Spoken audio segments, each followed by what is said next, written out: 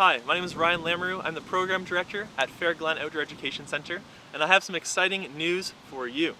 Behind me here is some new wildlife accommodations that we've made here at Fair Havens, and it is a caterpillar coop, or Monarch Mansion as we like to call it, and we're going to be raising some Monarch butterflies from wee little eggs.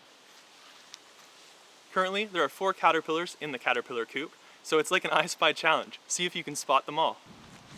This Monarch house is located just across from the sports shop along the Fair Havens driveway.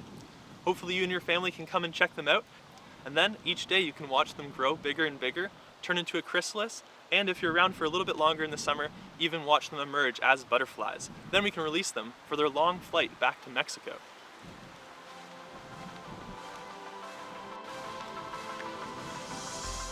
Also, if you're interested in learning more, be sure to check out the Fair Glen YouTube channel for behind-the-scenes videos to see how the eggs grow and hatch into caterpillars, what we feed them, and the behind-the-scenes of how they are raised.